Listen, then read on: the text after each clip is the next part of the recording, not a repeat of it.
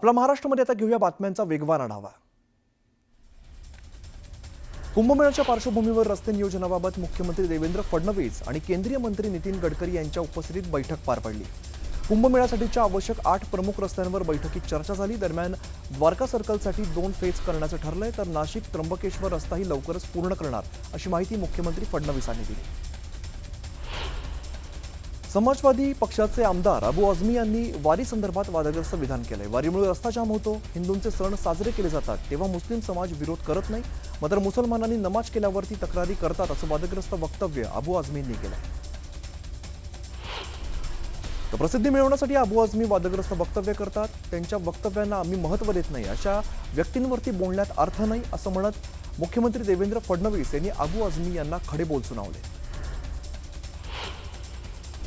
छत्रपती संभाजीनगर जालना रोडवरती राजस्थानचे राज्यपाल हरिभाऊ बागडे यांचा ताफा अडवण्यात आला। संभाजीनगर पालिकेने मुकुंदवाडी या ठिकाणी अतिक्रमण हटवल्यानंतर अतिक्रमणधारकांना इम्तियाज जलील हे भेटायला गेले होते आणि यावेळेला नागरिकांनी मोठी गर्दी केली होती। याच वेळेला राज्यपाल हरिभाऊ बागडे यांचा ताफा जात होता। दरम्यान नागरिकांनी रस्त्यावरती उतरून हा ताफा अडवलाय। भाजप आमदार संजय केनेकर यांच्या सांगण्यावरून अतिक्रमण काढण्यात आलेलं आहे। पावसाळ्यात अशा प्रकारे अतिक्रमण काढण्याचा अधिकार मनपाला नाही असं म्हणत इम्तियाज जलील यांनी प्रशासनाला सुनावलं आहे। धाराशिव तुळजापूरमध्ये परवानगीविना अबू आझमींच्या वाढदिवसाची रॅली काढण्यात आली आहे। तुळजाभवानी मंदिरासमोर 4 चाकी वाहनांना बंदी असताना सुद्धा मंदिरासमोरून रॅली काढल्यामुळे भाविकांनी नाराजी व्यक्त केली।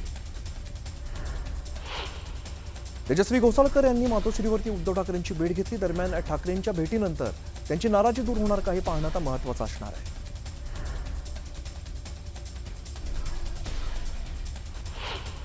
उद्धव ठाकरे यांना डिवचणारा बॅनर ठाण्यामध्ये लावण्यात आलेला आहे। कम ऑन किल मी असं म्हणण्याऐवजी कम ऑन सेव्ह मी असं म्हणाले असते तर शिंदे साहेब मदतीला आले असते। आमचे साहेब मारणाऱ्यातले नाहीत तर तारणाऱ्यातले आहेत असा उल्लेख बॅनरवरती करण्यात आलाय। त्यामुळे पुन्हा एकदा दोन्ही शिवसेनांमध्ये बॅनर वॉर रंगण्याची शक्यता आहे। मनसे आणि ठाकरे गटाच्या युतीवरून संदीप देशपांडे आणि संजय राऊतांमध्ये झुंपली आहे। युतीबाबत पक्षप्रमुख निर्णय घेतील, त्यामुळे चमच्यांनी ताट्यातच राहावं असा हल्लाबोल संदीप देशपांडेंनी संजय राऊतांवरती केलाय। तर काही लोकांना अजून प्रशिक्षण घेण्याची गरज आहे असं प्रत्युत्तर राऊतांनी दिलंय। मनसे नेते संदीप देशपांडे यांनी ठाकरेंवरती हल्लाबोल केलाय। 40 आमदार गेले तेव्हा त्यांच्या मनातलं कळलं नाही तर राज्याच्या मनातलं काय कळणार असा सवाल मनसे नेते संदीप देशपांडेंनी केलाय।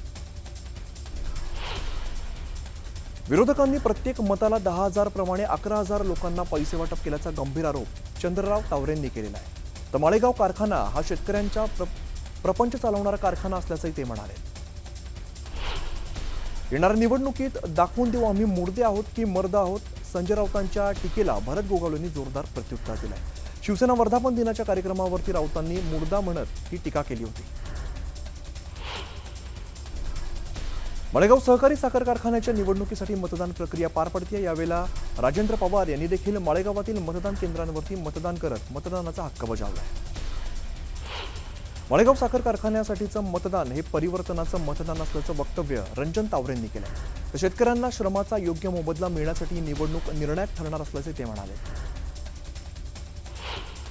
मराठवाड्यात आपल्यानंतर आमदार विक्रम काळे हेच मंत्री होणार असा दावा सहकार मंत्री बाबासाहेब पाटील यांनी केलाय। फक्त कमी बोलावं असा सल्ला सुद्धा त्यांनी विक्रम काळेंना दिलाय। तर अजित पवार मुख्यमंत्री झाल्यास ते देशामध्ये 1 नंबरचे मुख्यमंत्री होतील असंही ते म्हणाले। हिंदी भाषेच्या मुद्द्यावरून समाजवादी पार्टीचे प्रदेशाध्यक्ष अबू आझमी यांनी मनसेवरती निशाणा साधलाय। मराठी हा काय मुद्दा आहे का असा प्रश्न अबू आझमी यांनी उपस्थित केलाय। तर महाराष्ट्रात जर 3 भाषा असतील तर पहिल्या नंबरवर मराठी, दुसऱ्या नंबरवर हिंदी आणि तिसऱ्या नंबरवर इंग्रजी असायला हवी असंही त्यांनी म्हटलंय। अबू आझमी यांच्यानंतर आता केंद्रीय राज्यमंत्री रक्षा खडसे यांनी हिंदी भाषा सक्तीचं समर्थन केलंय। हिंदी आपली राष्ट्रभाषा, ती आपल्याला आलीच पाहिजे। हिंदी भाषेला विरोध करून राजकारण करणं चुकीचं असल्याचं रक्षा खडसे यांनी म्हटलंय।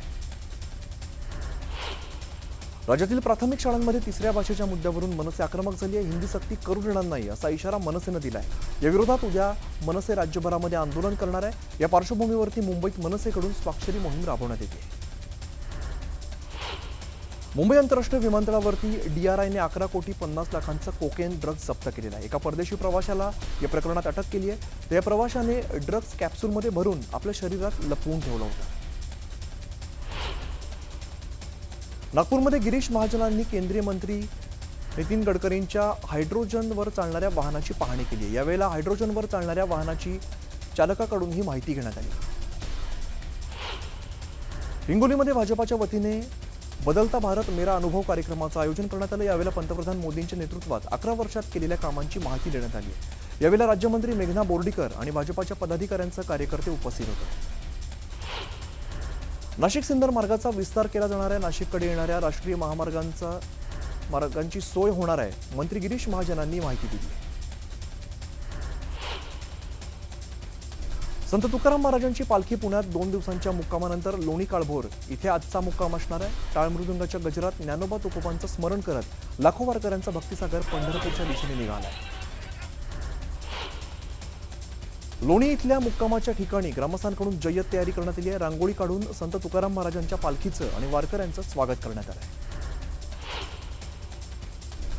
संत तुकाराम महाराजांची पालखी पंढरपूरकडे मार्गस्थ होते। ज्ञानोबा माऊली आणि संत तुकारामांचा जयघोष करत पालखी मार्गस्थ होते। हजारो वारकरी वारीमध्ये पायी चालतायत। अभंग भजन कीर्तन करत गवळण गात वारकरी विठ्ठलाच्या भक्तीमध्ये तल्लीन होत आहेत।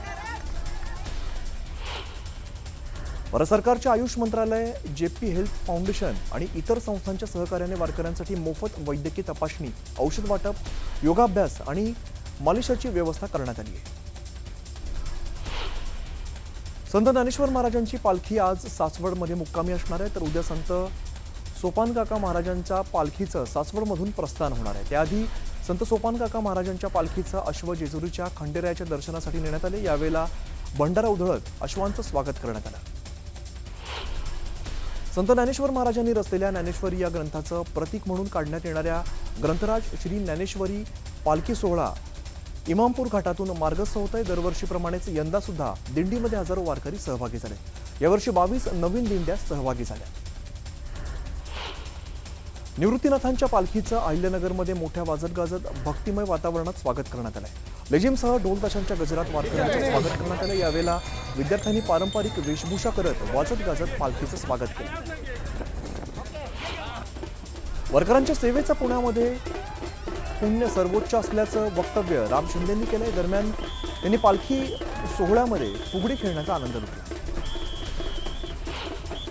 आषाढी वारीत येणाऱ्या वारकऱ्यांच्या आणि संतांच्या स्वागतासाठी पंढरपुरात महास्वच्छता अभियान राबवण्यात आलंय। तब्बल 4,500 ते 5,000 अधिकारी आणि कर्मचाऱ्यांसह स्वयंसेवक स्वच्छता अभियानामध्ये सहभागी झाले।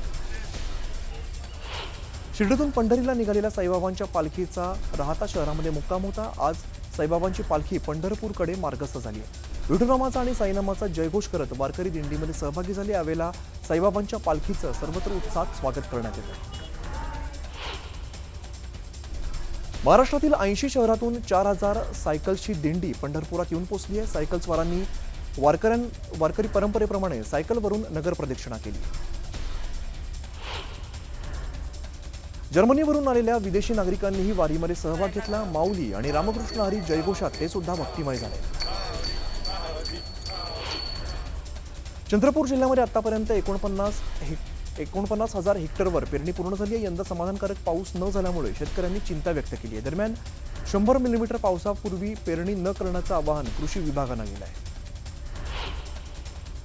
सातारा जिल्ह्यातील पर्यटन स्थळांवरती जाण्यास 19 ऑगस्टपर्यंत बंदी घालण्यात आली आहे। मुसळधार पावसामुळे खबरदारीचा उपाय म्हणून जिल्हाधिकाऱ्यांनी हा निर्णय घेतला। त्यामुळे व्यावसायिकांना फटका बसणार असल्यामुळे व्यावसायिकांनी नाराजी व्यक्त केली आहे। आणि एक महत्त्वाची बातमी समोर येते। शिवसेना फूट पडली त्यावेळेला सर्वात आधी संजय राऊत फुटणार होते असा मोठा दावा मंत्री गुलाबराव पाटलांनी केलाय। शिवसेना हायजॅक करण्याचा प्रस्ताव संजय राऊतांनी एकनाथ शिंदे यांच्याकडे मांडला होता असा दावा सुद्धा गुलाबराव पाटलांनी केलाय। शिवसेनेचे नेते शहाजी बापू पाटील यांनी म्हटलं होतं की शिवसेना फुटली त्यावेळेला सर्वात आधी संजय राऊत फुटणार होते, मात्र त्यांना त्यावेळेला 35 ते 36 आमदारांनी विरोध केला। यावरती मंत्री गुलाबराव पाटील यांना विचारलं असता ते म्हणाले शिवसेना हायजॅक करण्याचा प्रस्ताव संजय राऊत यांनी एकनाथ शिंदे यांच्याकडे मांडलेला होता, मात्र त्यावेळेला ते थांबले। संजय राऊत सर्वात पहिल्यांदा फुटणार होते अशी प्रतिक्रिया मंत्री गुलाबराव पाटील यांनी दिली आहे। बापूंनी एक गोप्यस्फोट केला आहे की संजय राऊतही आमच्या सोबत येणार होते। 30 ते 35 आमदारांचा मात्र त्यांना विरोध होता। मी त्यावेळेसही सभेत बोललो होतो, परवाच्या ज्यावेळेस सभा झाली त्यावेळेस, की हायजॅक करण्याचा यांनी प्रस्ताव एकनाथ शिंदेंकडे मांडला होता। तो त्यावेळेस एकनाथ शिंदेने नाकारला होता। संजय राऊत हे सगळ्यात पहिले फुटणार होते, पण ते थांबले. तर ठाकरेंच्या शिवसेनेला गळती का लागली आहे याचं कारण आता समोर आलंय. एका पत्रामधून ठाकरेंच्या शिवसेनेतील अंतर्गत धुसफुसीचं जळजळीत वास्तव स्पष्ट झालंय. ठाकरेंच्या शिवसेनेचे संजय लाखे पाटील यांनी सचिव पदाचा राजीनामा दिलाय आणि राजीनामा देताना लाखे पाटील यांनी संजय राऊत आणि अंबादास दानवे यांच्यावरती गंभीर आरोप केलेत. या पत्रात पक्षाच्या पडझडीची कारणं आणि नेत्यांची उदासीनता याबाबत प्रखर शब्दामध्ये वस्तुनिष्ठ मांडण्यात आलेलं आहे. 14 महिन्यांपूर्वी उद्धव ठाकरे यांनी जालना लोकसभेचं तिकीट आणि कार्याची हमी दिली होती, परंतु ती पूर्ण झाली नाही असा आरोप केलाय.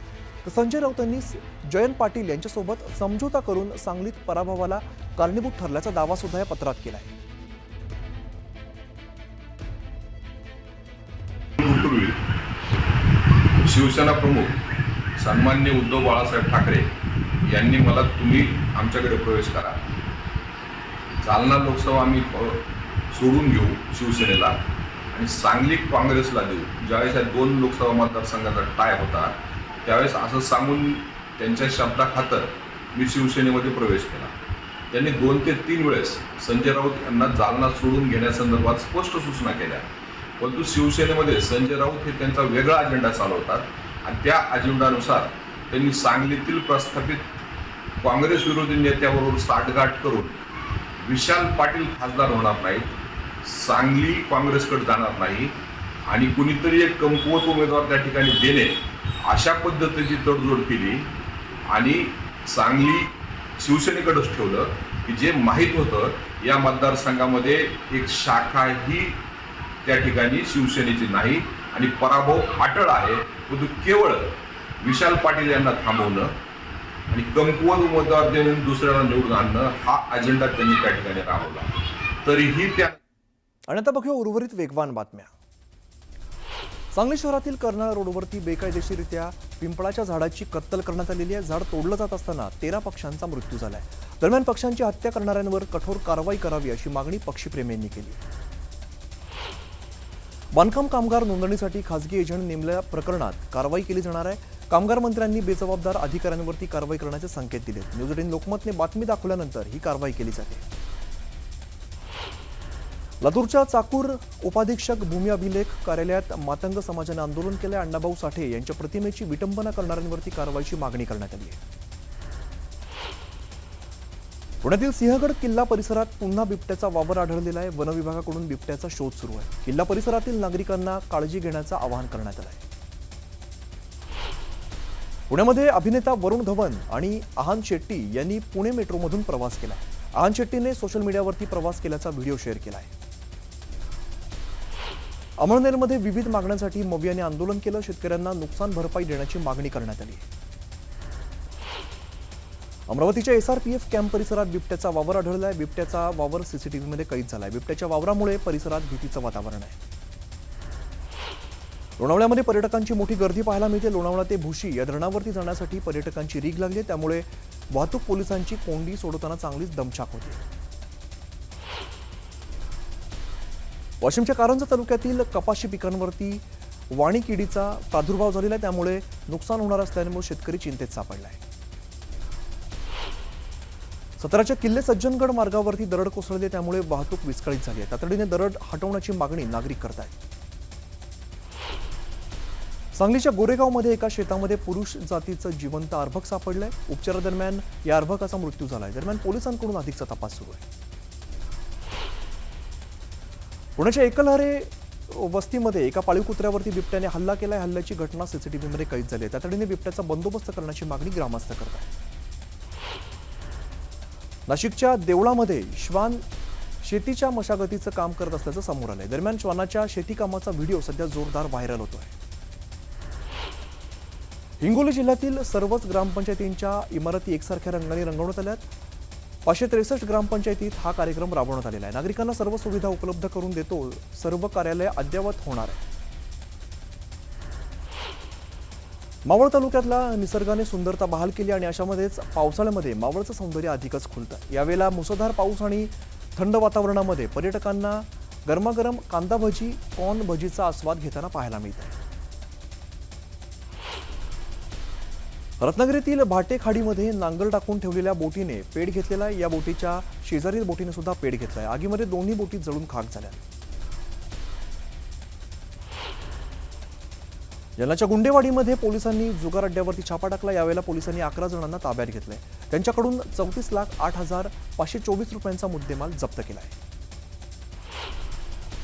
अमरावतीमध्ये पोलिसांनी 3 कॅफेवरती छापा टाकला. यावेळेला पोलिसांनी 13 तरुण आणि तरुणींना ताब्यात घेतलेला. यावेळेला पोलिसांकडून तरुणींना समज देत पालकांच्या ताब्यात देण्यात आले. त्यामुळे कॅफे चालकांचे धाबे दणाणले.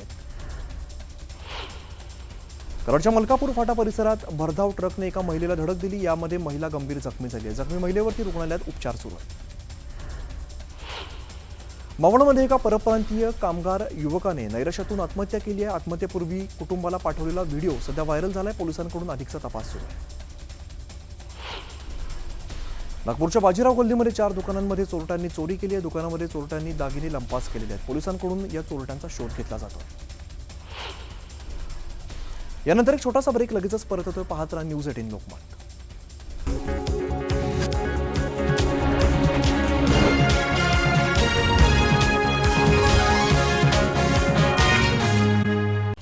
सांगली जिल्ह्यातील कृष्णा नदीची पाणी पातळी 16 फुटांवरती पोहोचली आहे. कोयना आणि चांदोली पाणलोट क्षेत्रात पडणाऱ्या पावसामुळे वारणा आणि कृष्णा नदीच्या पाणी पातळीमध्ये वाढ होते.